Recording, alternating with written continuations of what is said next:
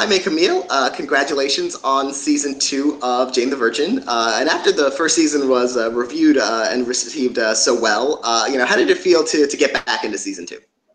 Amazing, amazing. As you know, we love each other very much. So leaving for our hiatus, it's really painful.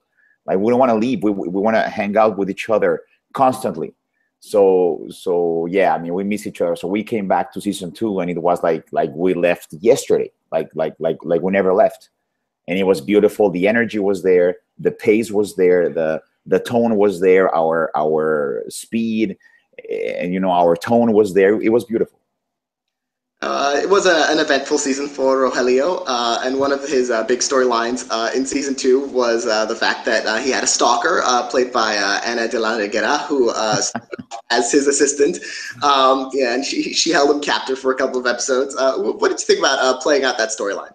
It was, it's just like Jenny Erman, man. I don't know what Jenny Erman. She's so fun, and she writes these things, and the I think that the every single character on Jane and every single scenario that happens on Jane, you need to play it with honesty and sincerity. Because if you don't do it, it's ridiculous. Basically, it doesn't make any sense. It shouldn't exist.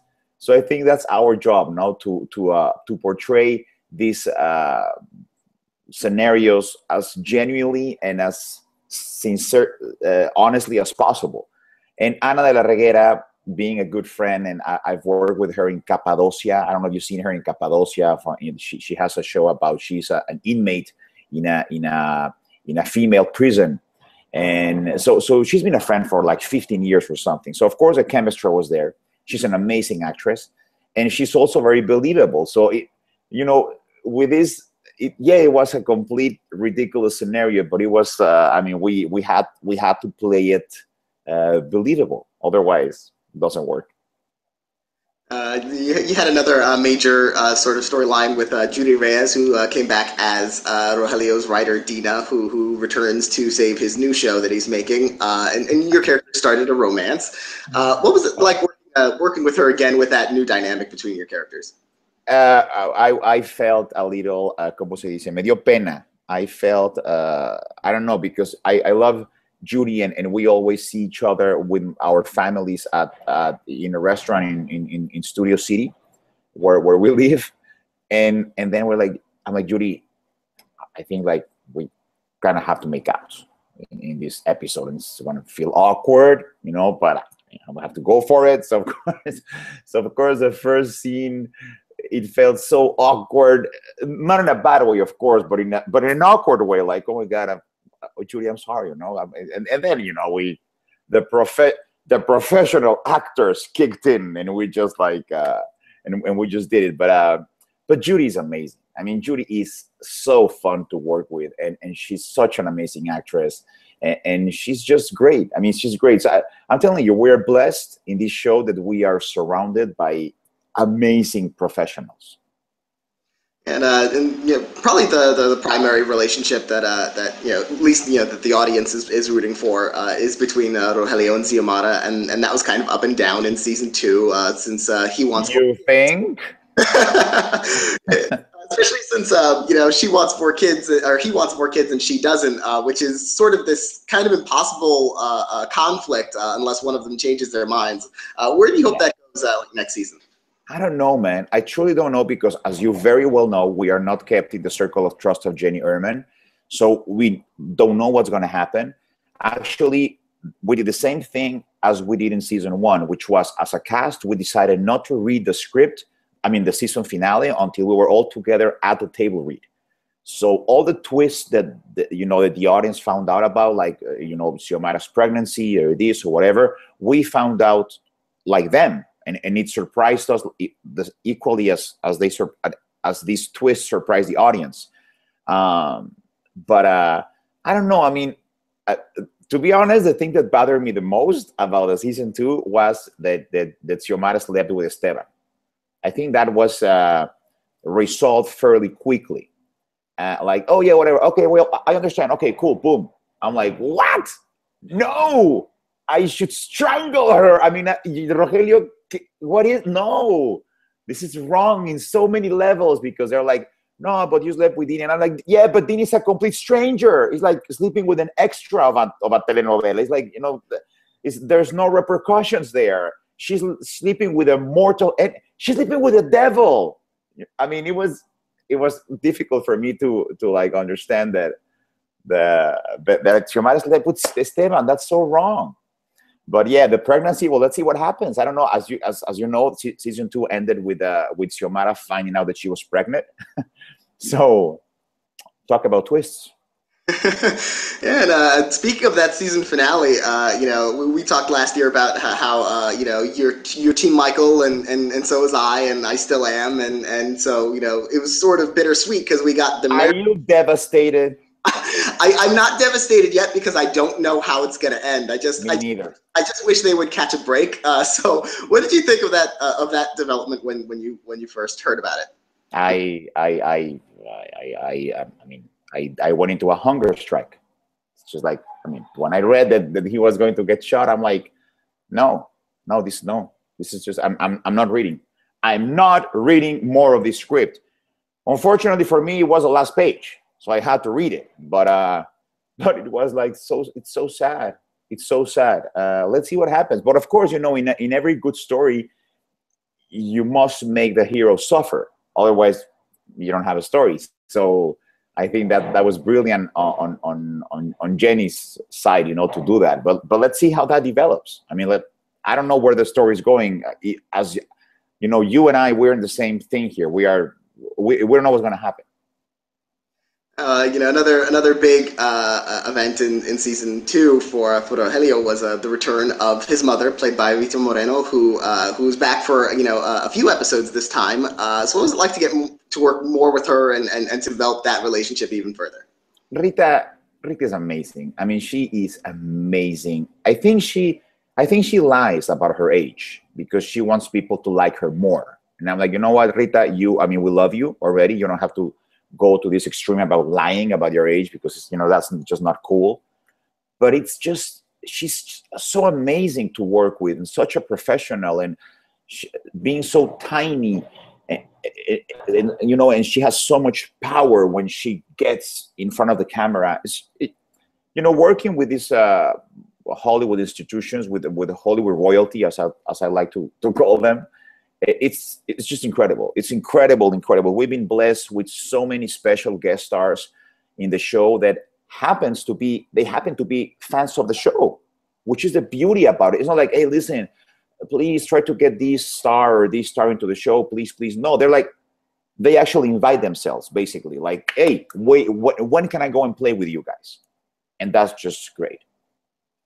One of the things I really liked about season 2 was, how Rogelio's career developed, and we after one telenovela ended for him, he started a couple new ones, and we got to see the crazy things that the ideas that he had, like Hombres Locos, the version of Mad Men, which didn't last long for him. I personally would have watched an entire spin-off of Hombres. Thank you. Do you wish we got even more of that?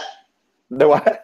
Do you wish we would have gotten even more of that show? Oh, we're gonna, yeah. I mean, Jenny told me with this Tiago throughout time thing, we can do so many crazy things, and she did. But the story is, I mean, the show is it's just 1 hour long, and there are 7 principal stories to develop, and of course, Jane, which is more important than all of the 7 combined. So it's very difficult to put everything you would like to see in a 1 hour episode. But I think Jenny got away with it. With some of the suffragettes and these and Stonewall and whatever. I mean, we got to play for a couple of scenes, and that was fun. And speaking of Jane, of course it was in the first season, was all about her pregnancy, and then of course season 2, she's had the baby and how that's affecting everyone's lives. Did you wonder going into the season 2, like how suddenly going from the pregnancy to her motherhood would affect the sort of dynamic of the whole show? To be honest, no.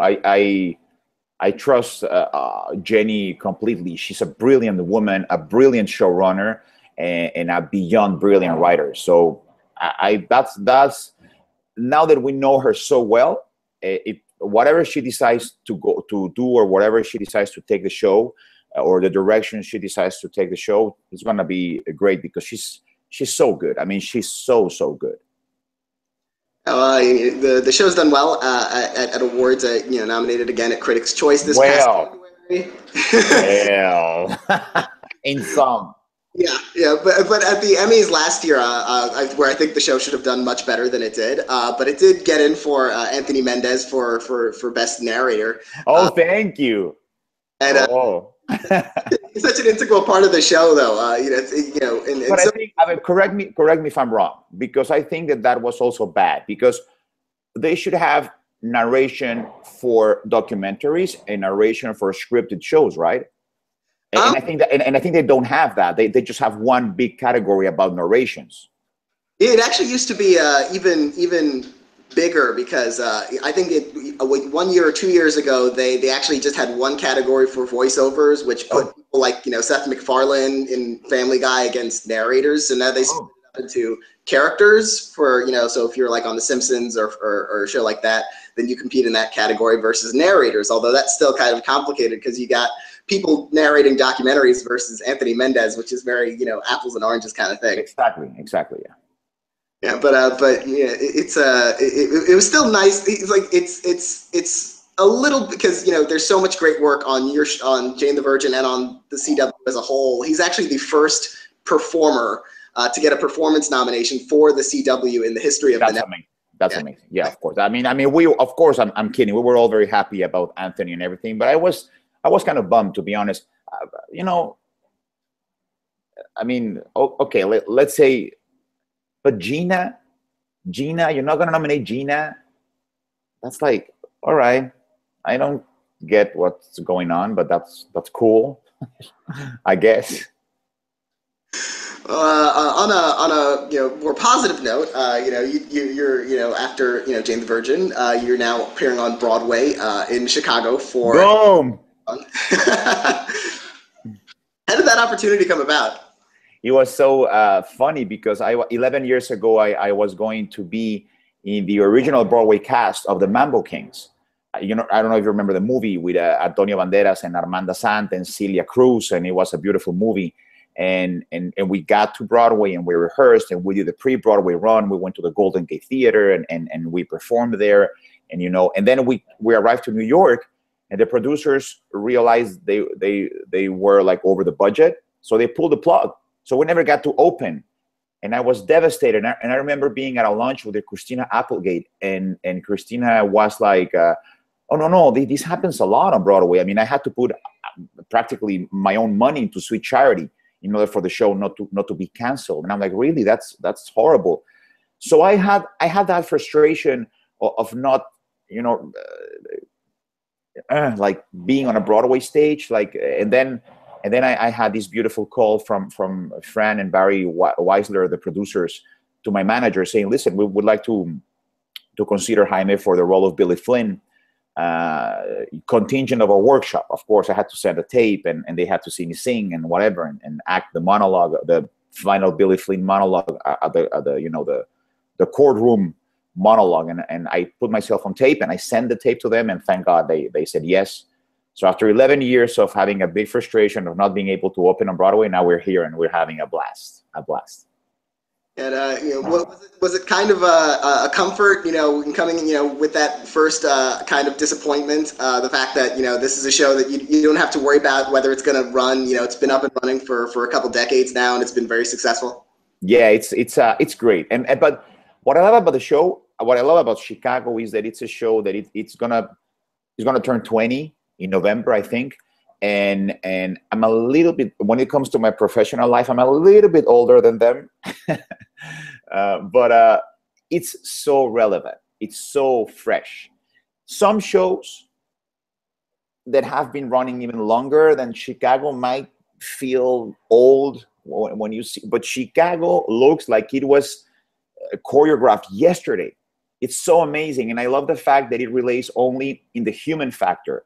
not the effects or the explosions or the mechanics. It's just a group of talented individuals, because all the ensemble, they're a tour de force of talent and precision. It's incredible. I mean, there's not one weak link in the well, maybe now there's one, but it's just incredible how they come together, how powerful they are, and the story, man, Daniel, it's timeless. Yesterday was for some reason I decided to be on the sides of the theater, just listening and paying real attention to all the words and the songs and everything. It's so funny. It has so many jokes. It has so many moments. The show, it's just brilliant. It's brilliant. How much time did you actually have between, wrapping Jane the Virgin and prepping for Chicago? Not much. I would say a couple of weeks, and then you get to New York, and it's like, okay, well, you have 10 days, and then in between those 10 days, not actually 10, because you're gonna have to attend Eva's wedding, so it's actually 8 days that you have to rehearse. I'm like, wait, what do you mean 8 days? So come again, 8 days? Yeah, 8 days to learn everything. And when Billy Flynn talks, he talks for half a page when he's brief. So it's like, oh my dear God. So the first 2 days, I was about to bail out. Like, no, this is not gonna happen. I'm never gonna learn this. I'm going back to Los Angeles. Bye. And then I'm like, no, okay, you have to take it with serenity. Remember, I come from the stage. I used to do a lot of musical theater in Mexico. I'm like, this is a process. You have to take it with serenity and with patience, and it'll come.